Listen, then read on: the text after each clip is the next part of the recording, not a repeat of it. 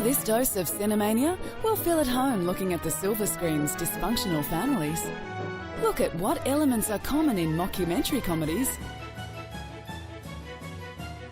and search for hidden treasure with our top 5 treasure hunters. All this and more as we look at the silver screen's best and worst in Cinemania. But first, let's look at the highs and lows of families that appear stranger than our own as we count down Cinemania's top 5 dysfunctional families. At number 5, we find the dysfunctional family from Little Miss Sunshine. This film is about a 6-member family who treks from Albuquerque to the Little Miss Sunshine pageant in California.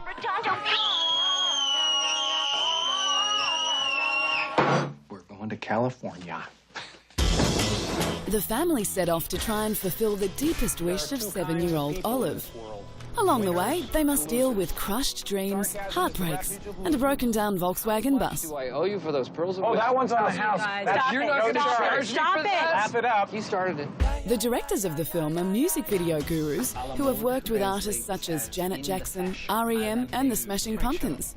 Although they said making the film took a very long 5 years, they enjoyed every minute of the ride. That's your name, right? Are you getting any? My God, man. Dad. You should be getting that young Dad. stuff. I know you're a homo and all, but maybe you can appreciate this. Dad, that's enough. Stop it. I'm not gonna shoot This touching film saw its dysfunctional family come in at number 5. How about that? At number 4, we find the Feller family from the comedy In Her Shoes. I want you out now.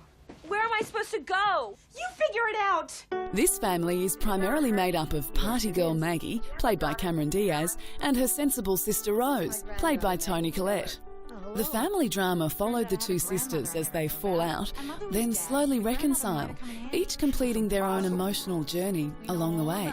But they're not alone. They had help from the estranged grandmother that they had thought was dead, played by Shirley MacLaine. Just keeps getting better and better. How come you don't have any pictures of my mom around? You put out pictures, people ask questions. They expect you to tell them everything.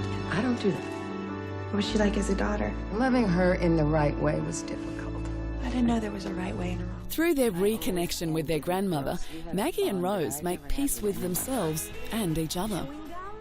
The family from In Her Shoes is ranked 4th on Cinemania's list of top 5 dysfunctional families. We're a pair, like Seki and Cher. They split up. They remain quite close. In 3rd position, we find the weird and wonderful family from It Runs in the Family. This film starred the real-life relatives, the Douglases. I waited 10 years to hear you say that. The film starred acting veteran Kirk Douglas, his son Michael, Michael's mother, and Kirk's first wife Diana, and Michael's son from his first marriage, Cameron. Not a chance in hell. The family-filled film told the story of Mitchell Gromberg, played by Kirk, a New York City patriarch who is struggling to adapt to old age.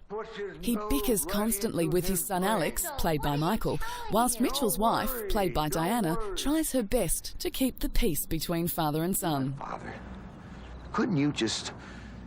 Members of the Douglas clan were grateful that they'd been given the chance to share their ideas about family with the world, with characters that they can relate to. It Runs in the Family is a family feature worthy of 3rd position. Say that I love you. In 2nd position, we find the family from The Weatherman. In this dysfunctional family film, Nicolas Cage played David Spritz, a weatherman for a local Chicago TV station who, despite a high-paying job and all the accoutrements that come with it, is basically lost and unhappy. Is always looking after. His character is recently divorced, but he wants to get back together with his wife and build up the self-esteem of his daughter, Shelley. You turned into it. I encouraged Shelley to explore some other activities and interests. She picked archery. Ow! Don't forget the tartar sauce. Tartar sauce. Tartar sauce. Tartar sauce. Anything else? No. Where is the tartar sauce? Thought you were trying to improve matters. I am. Give me time to get it together. I can get it together. Oh, that's great. The film looks at an American dysfunctional family, reflecting the epidemic in society. That's why The Weatherman comes in at number 2. Let's go! Team sprints! Easy doesn't enter into grown-up life.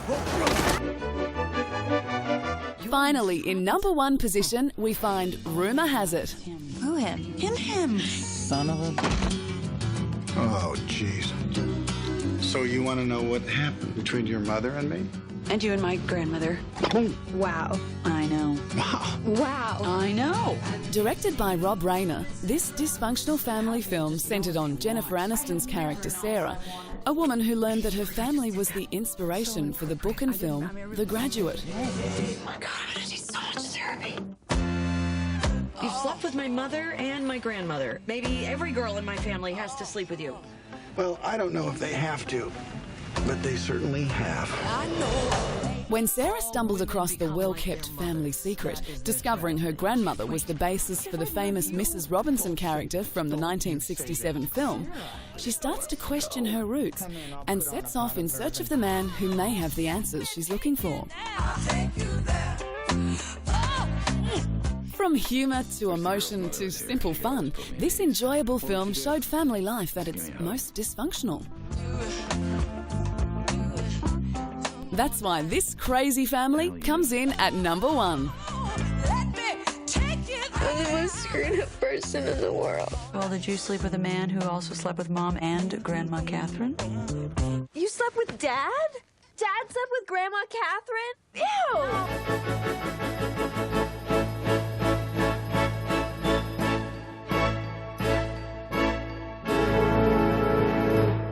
Time to take a closer look at the popular film genre, the mockumentary. In a nutshell, mockumentaries are fictional films filmed and presented as if they were documentaries. They include talking heads, file footage, and often improvised performances.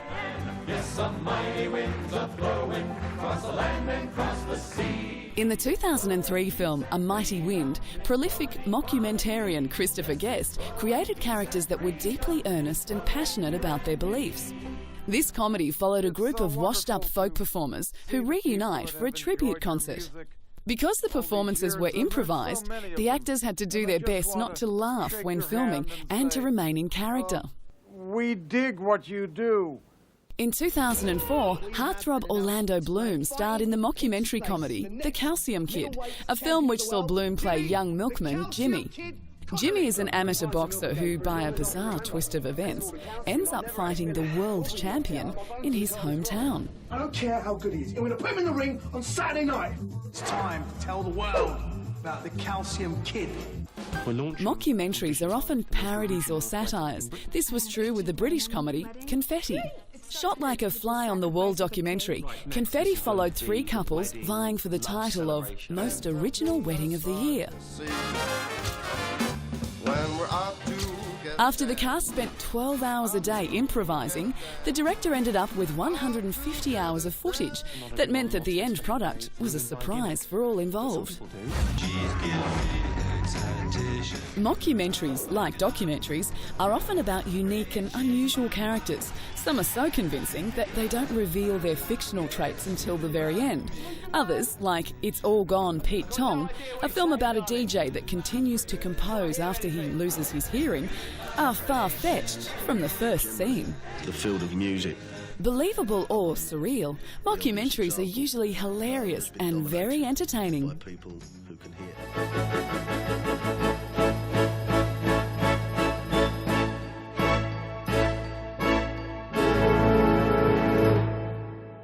Time now to look towards the skies as we count down Cinemania's top 5 films featuring aliens. Which one will come in at number 1? At number 5, we find Walt Disney's Chicken Little and its cute furry aliens who leave one of their own behind. The movie picked up where the classic fable ended, namely after the pint-sized hero has caused havoc on the town when he mistakes a falling acorn for a piece of the sky. Sorry, nervous eater. In the wake of the unfortunate acorn incident, Chicken Little's name is Mud. Look, Mama, there's the crazy chicken! Yes, it is crazy little chicken. You're so smart. We don't make eye contact. As he struggles to restore his reputation, Chicken Little gets conked on the head once more. And this time, not only is the sky falling, but aliens are coming. Chicken Little must return a furry orange baby alien to its parents before they destroy the town. What is plan B? All we have to do is duck and weave through traffic and make our way through town square while avoiding the death rays from those alien robots. Then we get to town hall, climb up to the highest point on the roof, and give the kid back to its parents. This fun alien film comes in at number 5. For our number 4 film, we travel to Mars for Doom. There, a response tactical squad gather to explore an experiment that has gone horribly wrong, where demons are killing people. Special ops clearance verified. Handle ID, Reaper. Handle ID, Duke. Say my name, baby. Handle ID, Destroyer. Handle ID, The Kid. The kid? Handle ID, Sarge. Game time. For the Doom movie, Dwayne "The Rock" Johnson played Sarge, the man in charge of eliminating the threat. The filmmakers behind Doom served up an extended film climax that paid homage to the computer game that the film was based on, using the landmark first-person shooter feature. I'm the beast on your back. There's no way to fight back. Similarly, the sequence in the film puts the viewer in the shoes of the monster hunter. Beast on your back. These terrifying aliens helped Doom come in at number 4. In third position on Cinemania's list of top 5 alien films, we find Men in Black.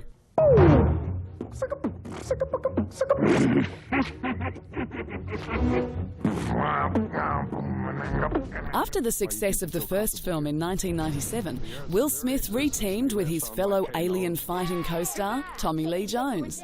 In 2002, the sequel saw Agent K and Agent J called on to protect the Earth from the scum of the universe. Again.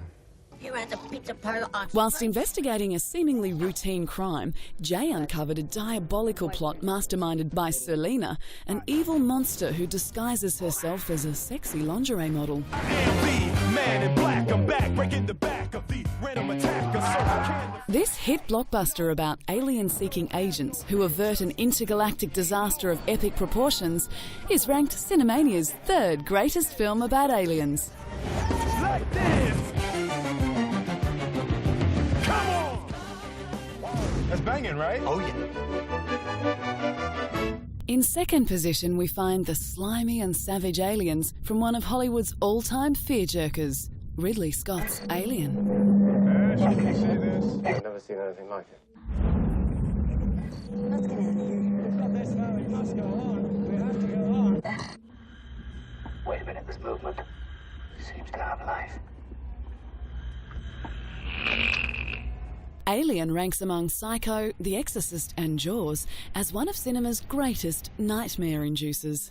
It's the story of an interstellar freighter crew terrorised by an unstoppable predator which was discovered on a derelict spacecraft. Moving right towards you. The film set new science fiction standards in art design, creature creation and visual effects, and was the prototype for today's wave of female action heroes. The terrifying aliens aboard this ship make Alien worthy of second position.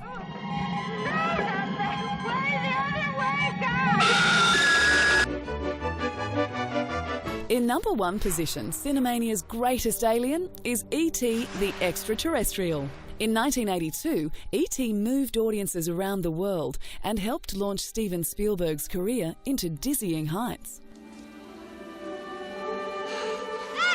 In the film, a little alien found himself stranded on Earth. I'm keeping him. Fortunately, the extraterrestrial soon finds a friend in 10-year-old Elliot, who finds the friendly alien searching for food in the garden shed. Phone home. E.T. phone home. While Elliot, his brother Michael and sister Gertie grow fond of the little creature, E.T.'s desire to return home increases by the day. But with a group of scientists looking to find the alien, it becomes a race against time to reunite E.T. with his family.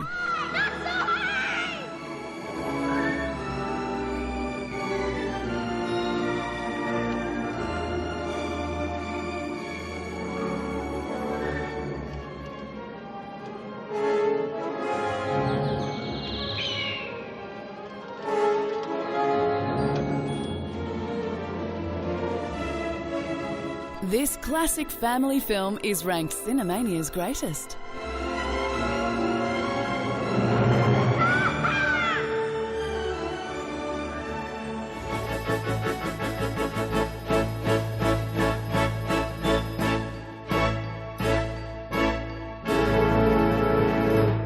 In a moment, I'm going to introduce you to Bob. Now, Bob consists of more than 84,000 points, or individual dots, in a virtual space. They are programmed to move together whenever Bob picks up a car or beats a bad guy. Bob Parr, also known as Mr. Incredible, starred in the animated The Incredibles and was built by an engineer like Bill Scheffler. If the characters are like puppets in a puppet show, that the animators are the puppeteers, and I'm the guy who builds the puppets for them. Computer animation has come a long way since Toy Story, the first film by Pixar and Disney. Back then, the computers could only show people as caricatures. Oh, man! Since then, the level of detail has grown 1,000-fold, so by 2001, they could show 3 million hairs on a blue monster, and by 2003, dappled light beneath the ocean. One might think computers would make animation easier, but animators say it's just the opposite. As computers advance, directors ask them to do more and more. For Chicken Little, a film we saw earlier, animators had to create approximately 250,000 feathers to cover Chicken Little's head. Designed with virtual bones and muscles, it's clear today's characters, and the tools and techniques used to create them, not to mention the audience's expectations, have come a long, long way. As for the future of animation, the sky's the limit.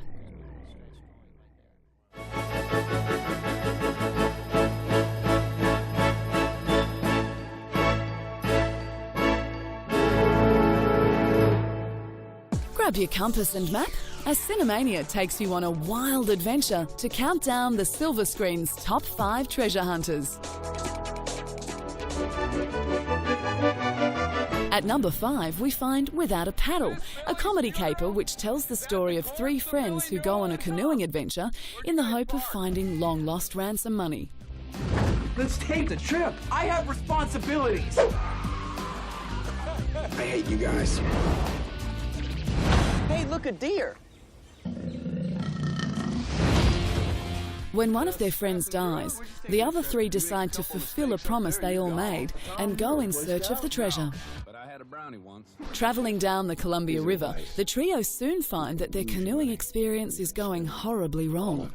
Hunted by 2 crazed farmers, they encounter a bear that eats their mobile phone, death-defying rapids, tree-hugging hippie chicks, and an eccentric old mountain man. Whatever it is you fellows are looking for, you gotta go out and get it. And you gotta go right now. That's why these treasure hunters come in at number 5. Right now, you idiots. In 4th position, we find treasure hunters played by Paul Walker and Jessica Alba in Into the Blue, a tense underwater action adventure set in the shark-infested waters of the Bahamas. We could spend the rest of our lives waiting for another opportunity like this. How much money are we talking about here? Tens of millions. When 4 young divers come upon a legendary shipwreck, rumoured to contain millions in gold, they believe their dreams of buried treasure have come true. But nearby on the ocean floor, they unearth another, more sinister mystery. With so much at stake, their loyalties are tested. Facing hidden dangers at every turn, the hunters suddenly become the hunted. This action-packed treasure hunting adventure is ranked Cinemania's 4th greatest. In 3rd position, we find Holes, a film about Stanley Yelnats, a teenage boy who is constantly dogged by bad luck due to a family curse. Not as good as yours, of course, but I like it. We've been out on the lake all day. Where's a person go to the bathroom around here? Pick a hole, any hole. After landing on the wrong side of the law, Stanley is sent to Camp Green Lake, a detention facility in the middle of the Texas desert, where the young detainees are forced to dig holes in order to build character. Nobody knows the true purpose of this back-breaking work, but Stanley soon begins to suspect that the camp's warden may have some ulterior motives. 5 foot deep, 5 foot in diameter. You're building character. It turns out the warden is looking for buried treasure. This family movie provides hope and inspiration, making it a clear choice for third spot. The end. Number 2 on Cinemania's list of top 5 treasure hunters is adventurers Matthew McConaughey, Penelope Cruz and Steve Zahn in the film Sahara. Where's Dirk? I think he's, You! Jump on the front! Really? The film is about master explorer Dirk Pitt, played by McConaughey, who finds a fabled coin and embarks on the adventure of his life when he begins a search for a hidden treasure in some of the most dangerous regions of West Africa. Get out of the Jeep. Keep your hands up. Move slowly. Pitt and his wisecracking sidekick, along with the beautiful doctor Eva Roja, played by Cruz, needed to rely on their wits and clever heroic to solve the 150-year-old mystery of a missing Civil War-era battleship. The epic scale of Sahara made this treasure adventure worthy of second position. What? Coming in at number 1 is National Treasure, a film about a family of treasure hunters. Most spectacular treasure in history. National Treasure tells the story of Benjamin Franklin Gates, played by Nicolas Cage. He comes from a family of treasure seekers who have been trying to find a treasure hidden by the Founding Fathers after the Revolutionary War. The unfinished pyramid. The all-seeing eye. As Ben closes in on his quest, so too do his competition, as well as the FBI. You're treasure hunters, aren't you? We're more like treasure protectors. Ben believes the key to the treasure's whereabouts can be found on the back of the Declaration of Independence. Now he has learned of a plot to steal the Declaration and has only one option: to steal it himself. With almost no chance of success, Gates must steal the priceless document and solve the 2,000-year-old mystery in an attempt to protect the world's greatest treasure from enemies of freedom. The map is invisible. Why would we make this up? Where's your proof? We don't have it. Riley, get down!